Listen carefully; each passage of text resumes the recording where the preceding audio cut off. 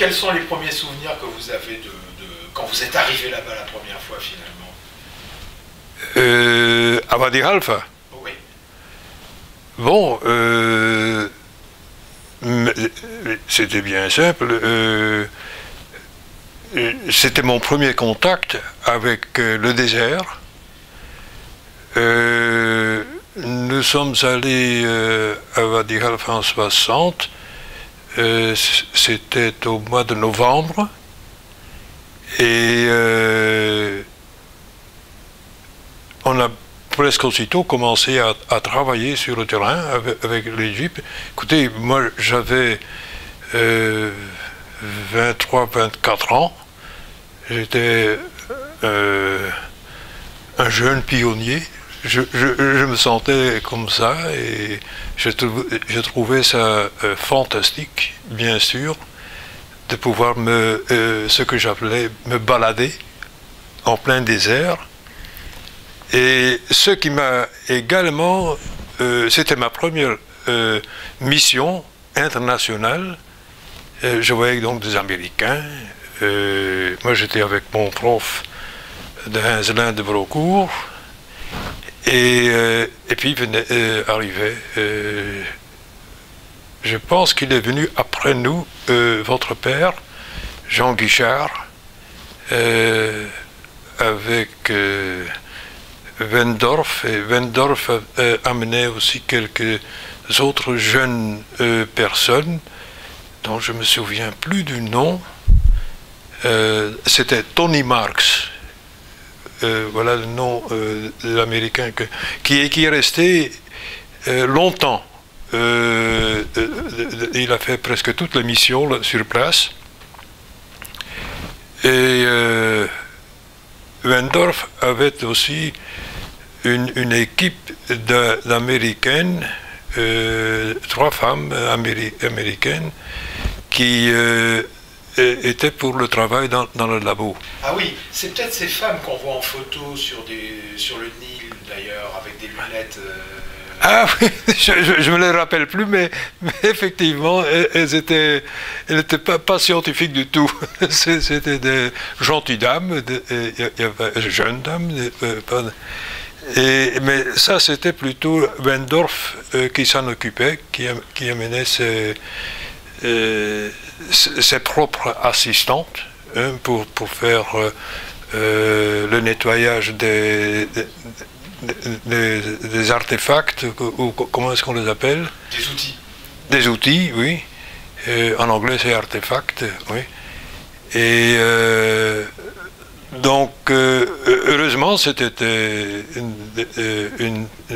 je dois dire que c'était une très bonne équipe. Et la première américaine, ou avec des Américains plutôt, que je connaissais, et heureusement que j'avais votre père parmi ceux que je connaissais mieux, parce que je parlais mieux le français que l'anglais à l'époque. Maintenant, l'anglais, ça va. Mais à cette époque-là, je me sentais bien à l'aise. Il était un peu plus âgé que moi, 10 ans, je pense. Oui, puisqu'il est de 23, 11 ans. Eh bien, moi je suis de 34, donc ça fait 11 ans. Et je pense que on a fait beaucoup de choses ensemble à cause du même style, si j'ose dire. De Hinzelin connaissait depuis longtemps Borde, et c'est par Borde que Jean Guichard est venu dans l'équipe, par Borde et par de Hinzelin, que Jean Guichard a été associé à notre équipe. Et c'était bien pour nous, parce que Jean pouvait parler le français, et moi aussi. Donc on était bien contents. Avec de Hinzelin, j'étais obligé de parler le néerlandais, parce qu'il est francophone, mais prof à Gand. Et à Gand, on parle le néerlandais. Donc, et Jean de Hinzelin ne parlait jamais le français avec moi. Donc, pour vous dire, c'était parfois un peu compliqué pour moi. Mais moi j'étais très content d'être seul, et au contraire des autres qui s'occupaient surtout de l'archéologie et de la préhistoire, moi je suis venu pour faire la géologie et la géomorphologie. Donc comment donc le désert s'était formé, et aussi la sculpture, les sculptures dans le désert, les sculptures naturelles, les falaises et tout ça. Donc et c'est ainsi que j'ai eu une bonne partie de ma mission que je faisais tout seul. J'avais heureusement une Jeep pour moi tout seul, parce que je pouvais me balader partout dans le désert où je voulais.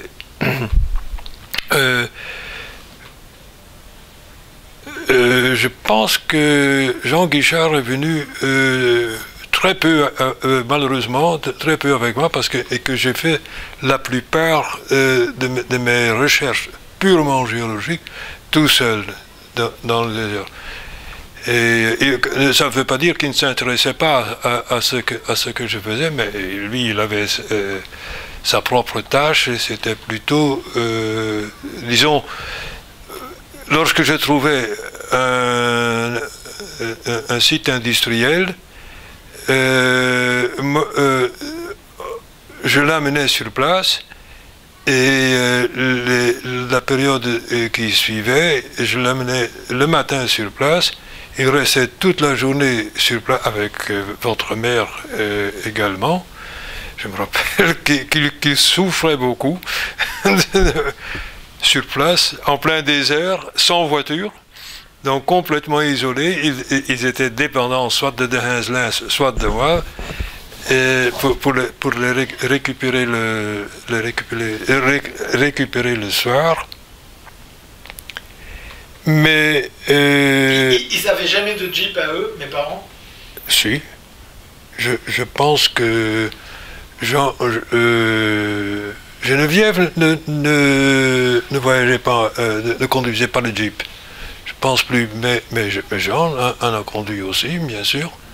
Mais il n'y avait que 3 Jeeps pour une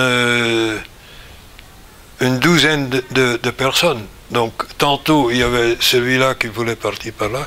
Moi j'étais un grand privilégié, parce que les Américains, enfin, Wendorf m'avait dit, vous êtes le géologue, vous devez être libre.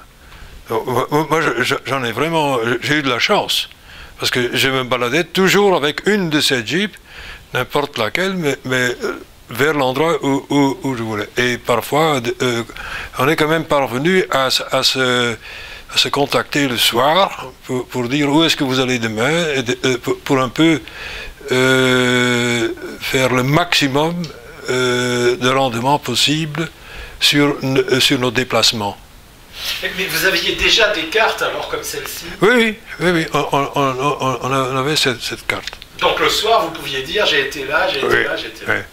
Seulement, vous savez, dans le désert, on se référait surtout sur le Nil. Parce que le long du Nil, il y avait quand même quelques petits hameaux qui avaient un nom, bien sûr. Et je suis allé, je ne me rappelle plus maintenant, mais c'est dans le bouquin. Comme Birkinol. Oui, tout ça. Il y a d'ailleurs une belle carte qu'on peut voir tout à l'heure, peut-être. Et donc, mais le travail des archéologues, comme votre père et votre mère, Hinzelin n'est pas venu très longtemps, mais des autres archéologues américains étaient plutôt sédentaires. Dès qu'ils avaient trouvé un site industriel, ils restaient pour quelque temps, des semaines, sur place, pour faire du ramassage. Oui, voilà, pour récolter tout ce qu'ils avaient Et là, c'est ces filles que Wendorf avait amenées dès 61, je pense. Pas la première année, mais la deuxième année. Wendorf. Oui, Wendorf, ça doit être 61, 62, 63, 64. Oui. Vous avez connu, ou est-ce que vous connaissez le nom de Waldemar Chmielewski? Bien sûr que je le connais, c'est le Polonais. J'ai des photos de lui, Ah oui. et aussi l'autre Polonais qui était son assistant, qui était de mon âge. Alors donc le soir, ça se passait comment? Il y avait une grande tablée avec tout le monde? Vous avez cette photo alors? Ah oui, voilà, j'ai cette photo, oui. Donc, eux, ils faisaient la nourriture pour tout le monde, Oui. et on mangeait ensemble. Oui. Et je dois dire que c'était assez international, mais les francophones parlaient avec les francophones et les Américains avec les Américains. Et c'était seulement lorsqu'il s'agissait de choses directement liées à la recherche qu'on parlait en anglais avec les Américains. Je ne sais pas s'il y avait un Américain qui connaissait un petit peu le français, mais... Et Waldemar Chmielewski, comment il faisait, lui? Qui ça? Chmielewski. Il parlait l'anglais. Il parlait l'anglais. Et moi, je parlais... parce que sa langue de base, comme pour plusieurs Polonais, était allemand. Et moi, je connais l'allemand, je connaissais l'allemand à cette époque-là. Et je parlais aussi l'allemand, mais on ne le faisait pas parce que sinon on excluait tous les autres.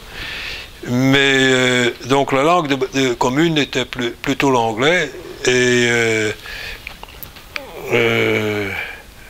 je traduisais parfois l'anglais pour ton père en français, parce que les Américains, ils baragouinaient un drôle de langage, bien sûr, mais que j'avais aussi de la peine à comprendre, surtout les détails. Donc, mais ça se passait en quelque sorte très bien. C'était mieux avec Wendorf. Wendorf était un meilleur chef de terrain. Il avait aussi un schéma des travaux exécutés par jour. Donc, encore qu'on était, Jean Guichard et moi, on était très libres à faire. On devait seulement signaler où on allait, en cas que le soir on ne rentrait pas, pour qu'ils puissent nous trouver, ce qui est tout à fait normal. Et ici, j'ai connu son nom, mais j'ai oublié. Mais Bisri Ali, bien sûr, c'était celui qui s'occupait de tous les travaux logistiques pour la maison. Donc non seulement la nourriture, mais s'il y avait quelque chose pour tout ce qu'on peut s'imaginer de logistique dans une maison, ou même pour la réparation des voitures. Il connaissait tout le monde à Wadi Halfa, et c'était mieux que lui, il allait se présenter que nous pour aller discuter. Voilà. Notre limite était la frontière entre le Soudan et l'Égypte. On est passé à Abu Simbel par bateau, mais on n'a jamais, puisqu'on venait du Soudan, et à cette époque-là, bon, il y avait il n'y avait pas de problème pour passer la frontière. On n'a même pas vu, je pense, des douanes ou quelque chose de ce genre. Les policiers, on n'a jamais vu ça. Donc on était relativement tranquille. Et à cette époque, Wadi Halfa, qui est maintenant sous eau, existait encore. Et c'était le terminus de la route ferroviaire, du chemin de fer donc Wadi Halfa à Khartoum. Et votre père et moi, on l'a pris une fois pour rentrer on pouvait faire par avion, mais on aimait bien de le faire par train pour voir le paysage. Ça nous a pris plus de 24 heures. Et c'était très marrant. J'entends toujours votre père qui rigolait parce que chaque fois qu'il y avait le temps de la prière, il y a le train qui s'arrêtait, tout le monde qui descendait, et en plein désert, les Arabes étaient en train de faire leur prière. Et je pense que votre père a pris des photos de ça. Moi, je n'en ai pas pris. De toute façon, je n'en ai pas.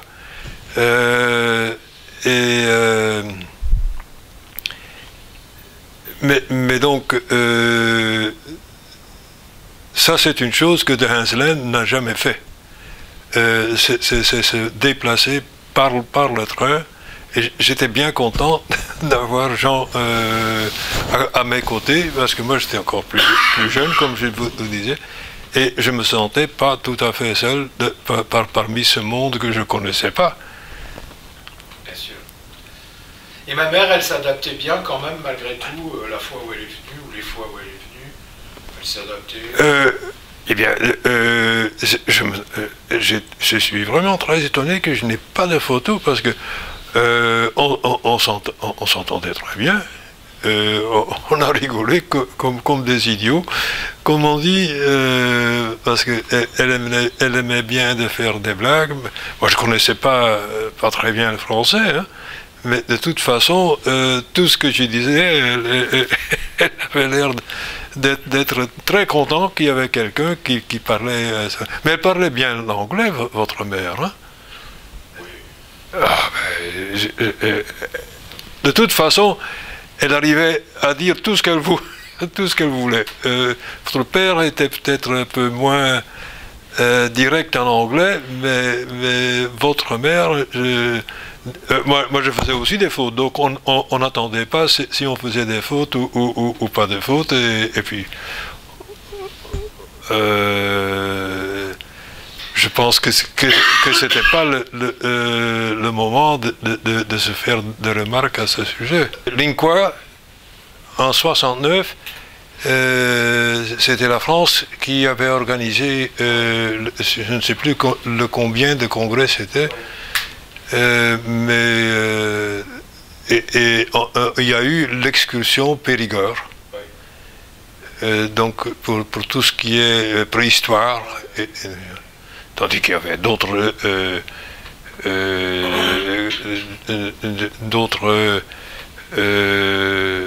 congrès qui se tenaient, mais uniquement pour la géologie. Mais effectivement, c'était en 69, il y a longtemps. Moi, je m'entendais très bien avec vos parents.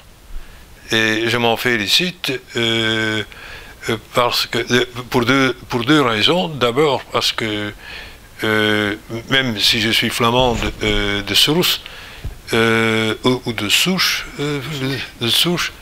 je connais pas mal le français, et ça me faisait du bien d'être dans une sphère franco-belge, disons. Donc vos parents, de ce point de vue-là, ont été en quelque sorte un grand soutien. Parce que, comme je disais, moi je suis bien sûr que je suis grand, mais je n'avais que 24 ans ou 25 ans à l'époque. Et on faisait des blagues qu'on ne faisait pas avec les Américains, et pas... Waldemar Chmielewski était un peu austère, hein. sais pas si votre père vous en a parlé. Pas énormément, non. Mais il était... Bon, d'abord, c'était encore le rideau de fer qui nous séparait.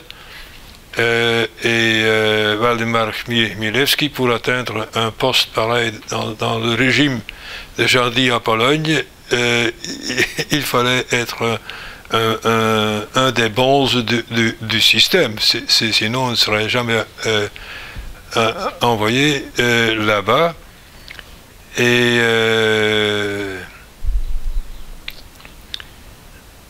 Romuald Schild, S-C-H-I-L-D, Schild, était le nom de son assistant. Et ce qui veut dire, c'est un de ces familles allemandophones ou germanophones depuis la guerre, qui était polonais. Mais donc également, je les soupçonnais tous d'être très bien intégrés dans le système politique de la Pologne, sinon ils ne seraient jamais déplacés là. Mais moi, je n'avais pas tellement de contact avec Romuald Chmielewski et avec Schild, parce qu'ils se parlaient entre eux. Lorsqu'ils étaient à deux, c'était seulement pendant la première année, en 1960, que je parlais plus ou moins au déjeuner ou le soir avec Romuald Chmielewski. Et je ne sais pas si vos parents ont travaillé avec lui sur le terrain. Mais je pense que bon, c'était toujours un petit peu obscur. Il n'y avait rien, il n'y avait pas d'obscurité à tout ce qu'on faisait là-bas, mais l'esprit de nos collègues du bloc oriental était quand même un peu différent de la façon dont je m'entretenais avec vos parents et tout ça. Donc, mais quel était l'objet de leur recherche à Chmielewski et son assistant? Bon, l'objet était aussi la préhistoire. C'était pas des géologues? Non, c'était des préhistoriens. Chmielewski connaissait, Romuald Schild ne connaissait pas tellement la géologie. Chmielewski connaissait, il était du cadre ancien, et il se connaissait un tout petit peu mieux en géologie. Et c'est ainsi que j'avais le contact avec lui. Il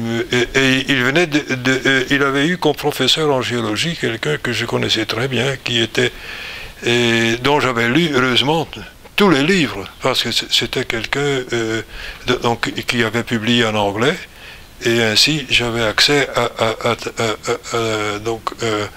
à cette façon de voir la géologie, et ça, c'était très bien pour mes contacts avec Chmielewski. Je ne crois pas que Chmielewski ni Romuald Schild avaient des intentions outre que la préhistoire. J'ai l'impression que c'était très très lié à la préhistoire, et ils en faisaient une espèce c'était une mission américaine, hein, n'oubliez pas. Oui, tout à fait. Et eux, ils étaient payés par la mission américaine. Votre père était payé par Borde, et moi, de Hinzelin, qui était prof à Gand, de Hinzelin et moi, on était payés par l'université de Gand. Donc, on était là, en quelque sorte, où Chmielewski était là, en quelque sorte, en invité des Américains. C'est-à-dire qu'il n'était pas payé par l'université de Varsovie? Non. Ah non, il n'avait pas d'argent. Parce que je pense que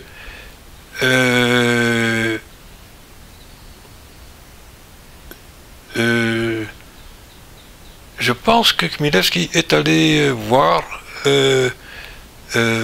pas Schreiner, mais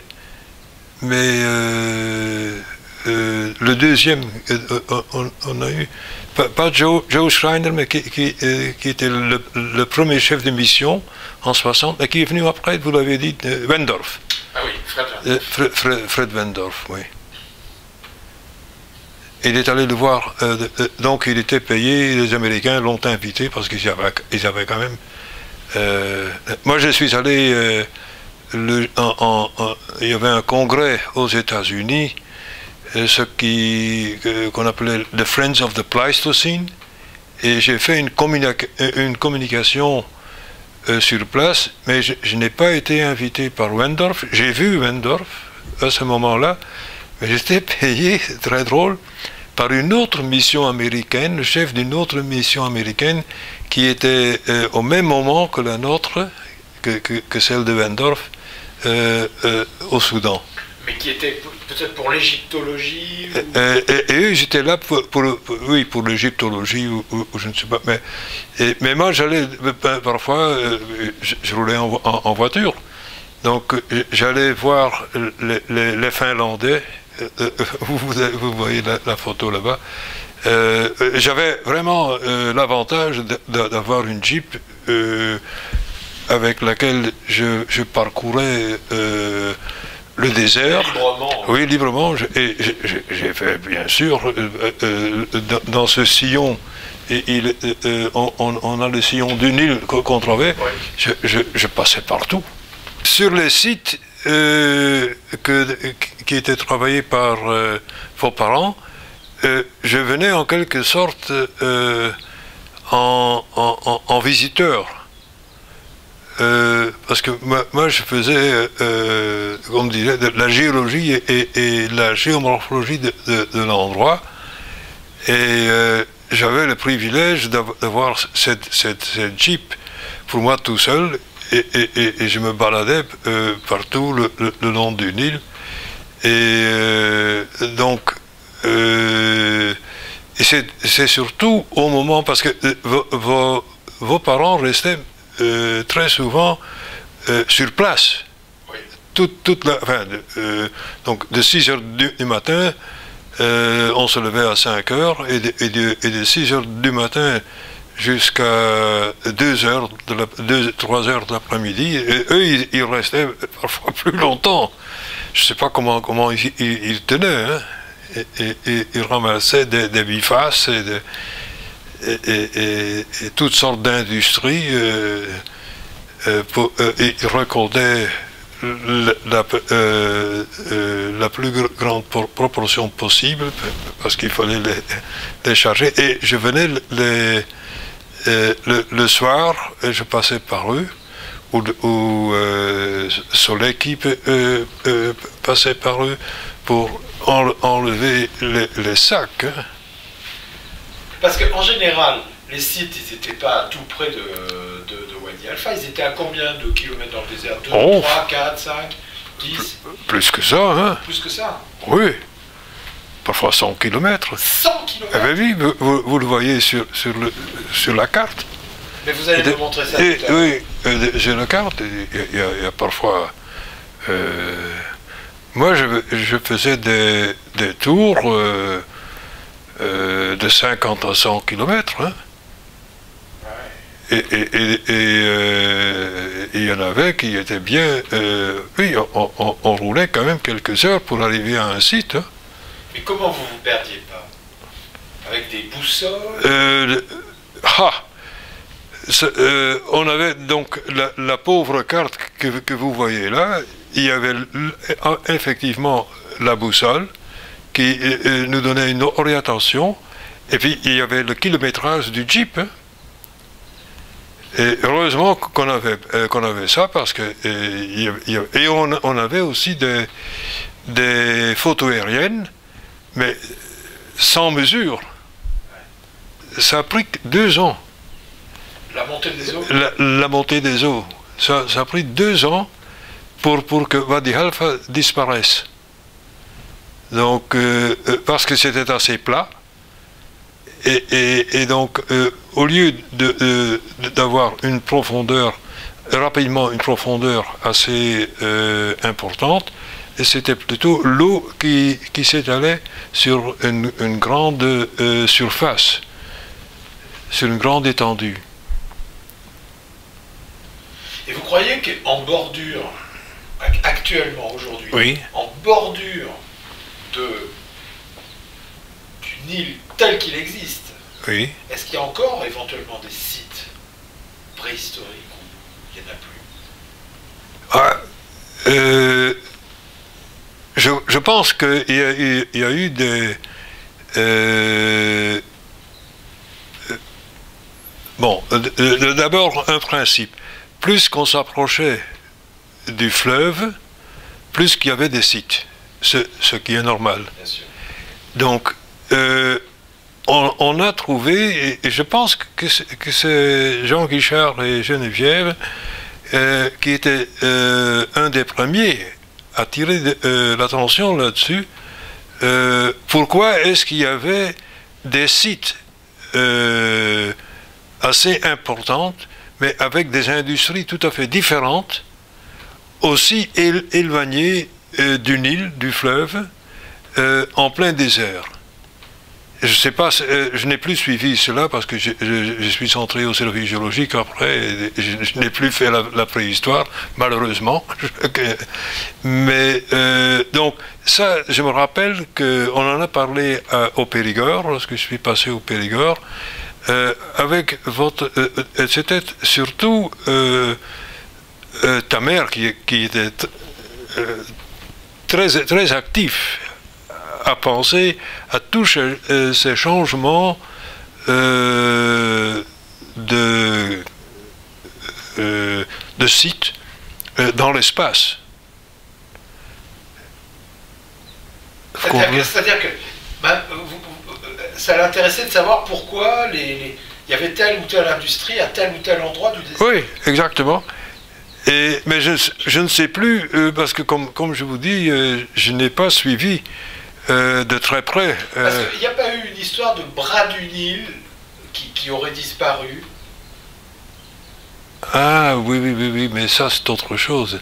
Ce n'est pas autre chose. Mais le bras du Nil, dont je me rappelle moi-même, était un bras du Nil en termes géologiques du tertiaire. Ah oui, donc c'était... Mais ça ne veut pas dire que des recherches plus avancées ont prouvé que ce bras du Nil existait encore au moment préhistorique. C'est bien possible, mais je n'ose pas m'avancer dans ce domaine, je ne le connais pas. Oui, mais si vous connaissez des personnes qui ont travaillé après, mais le bras du Nil, d'ailleurs, je vais vous le montrer sur la carte, et il est très clair.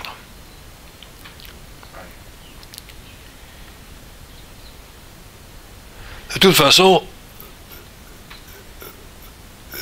vos parents ont beaucoup travaillé sur place. Hein. Le soir, parce qu'ils ont fait un premier tri de tous les artefacts qu'ils avaient récoltés pendant la journée. Il fallait les numéroter et tout ça. Ouf. Je me suis dit, je crois à cette époque-là, je ne vais jamais devenir archéologue parce que c'est comme la paléontologie. Hein. Il faut noter, il faut photographier. Et il faut surtout essayer de localiser.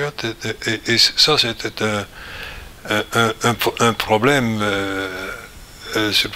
Je pense qu'on a fait des excursions en jeep uniquement pour localiser, ensemble avec vos parents, pour localiser les sites qu'ils avaient trouvés ou les sites qu'ils soupçonnaient d'être d'autres sites. Hein. Mais ce que je n'ai jamais compris, c'est qu'on n'a pas eu avec les Américains une espèce... moi, je m'en souviens pas, mais j'étais le deuxième en commande. Hinzelin déterminait tout ce qu'il fallait. Je pense que Hinzelin est allé à des congrès avec Solecki, où ils avaient fait donc rapport le rapport de tout ce qu'on avait fait sur le terrain. Mais moi je n'ai jamais très bien compris de Hinzelin. On ne le voyait pas sur le terrain. Il faisait d'autres choses avec Solecki. Ce qu'il faisait, je n'ai jamais su si c'était en rapport avec... Et je pense qu'il cherchait des sites futurs, mais pas à l'endroit, et j'étais très étonné surtout de ce qu'il disait sur l'évolution géomorphologique. Même maintenant, je vois très bien, moi je n'aurais jamais écrit des choses que de Hinzelin a écrit, parce que c'était pas un géomorphologue, c'était un géologue chimiste. Donc, je n'ai jamais compris comment il regardait le paysage. Et là, c'était essentiel de bien connaître le paysage, je pense, pour pouvoir, pour comprendre comment l'homme préhistorique s'est déplacé dans ce contexte de la Nubie. Maintenant, il est vrai, ça je peux dire que le paysage existait avant que l'homme ne soit entré dans ce paysage. Mais est-ce qu'il existait de la même manière ou est-ce qu'il était différent? Pratiquement de la même manière. Et le paysage a subi des altérations pendant que l'homme était là, surtout le long du fleuve, puisque mais disons que, et aussi le long des terrasses, puisqu'on a trouvé dans les terrasses actuelles, ou presque actuelles du Nil, on a trouvé de différents niveaux avec les artefacts, avec des sites d'habitation qui sont différents de ce qui est plus éloigné. Donc, l'homme vivait déjà aux abords du Nil pendant que la sédimentation subactuelle, pas actuelle mais subactuelle, se faisait le long du Nil. Attendez, ça veut dire quoi ça? Excusez-moi, là tout d'un coup, oui, donc, compliqué. Alors, oui, c'est parce que j'utilise subactuel. Non, mais...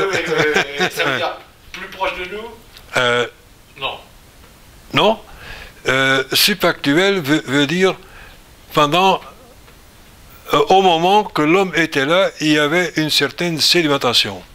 Ça veut dire donc les dépôts du Nil qui sédimentaient et qui commençaient à faire des terrasses. Une terrasse... je vois ce que c'est. D'accord. Et donc ceci a commencé... vous pouvez le lire, j'ai oublié maintenant, mais il y a 4, non, il y a plus que 4, mais il y a une dizaine de terrasses qui ont été bien datées par les trouvailles de vos parents. Ils ne connaissaient pas très bien le système des terrasses, et c'est pourquoi je travaillais avec eux. Pour leur dire, voilà, moi je ne connaissais pas les dépôts datables de ces terrasses, mais c'est eux qui faisaient la datation. Donc on avait une synergie entre le travail de vos parents et mon travail qui était plutôt de voir l'évolution du paysage. Et surtout, donc il y avait deux parties, deux grandes distinctions. Il y avait le paysage qui existait lorsque le Nil est entré dans cette région, et il y avait en même temps le dépôt des terrasses le long du Nil, pendant que l'homme s'était déjà installé dans cette région. Vous comprenez? Et qui a laissé sur chaque niveau de déposition des traces de présence humaine et d'âges différents. D'accord. Et ça, mes parents pouvaient le déterminer parce que c'était voilà. Industrie, exact. culture, moustérien, voilà. Bah, moi, je m'y connaissais pas, oui. Bon, tout ce qu'il me disait, je regardais bien pour me rappeler de ce qu'il m'avait dit. Maintenant, je n'oserais pas jurer que je connais encore, mais j'avais confiance à leur datation et à leur trouvaille. Et donc, pour retourner à la question que vous me posiez tout à l'heure, les sites plus éloignés du Nil actuel, est-ce que ce sont des sites qui étaient établis le long d'un fleuve qui se trouvait au même endroit que le Nil actuel, ou si c'était un autre cours d'eau, pas nécessairement le Nil, mais qui passait là-bas à une époque pareille. Malheureusement, si je vais rester encore une dizaine d'années, mais on n'avait plus le temps parce que l'eau est venue, on aurait pu le savoir. Et jusqu'à présent, je n'ai pas trouvé dans la littérature une trace de quelqu'un qui a regardé à ce problème d'une telle façon. Et donc, pour accentuer le travail avec vos parents, eux, je crois, ils profitaient de mes connaissances. Votre père était très intéressé, et la mère aussi, mais elle était plutôt axée sur les artefacts. Mais votre père, il voulait quand même comprendre un peu plus de la géologie. Et c'était pas un géologue, mais il s'intéressait au problème. Parce que, comme vous avez posé la même question, est-ce que le paysage était là au moment que les manufactures les tailleurs étaient venus? Oui, le paysage était déjà là, en grande partie, mais je peux vous montrer sur la carte tout à l'heure. Oui. Mais il y a eu une continuité de formation, donc de la formation du paysage après, pendant que les gens qui étaient arrivés au bord du Nil étaient là. Là, vous êtes en train de me dire que les dessins sont de ma mère? Oui, oui, oui. Ça, c'est une qualification supérieure, hein, je vais vous montrer.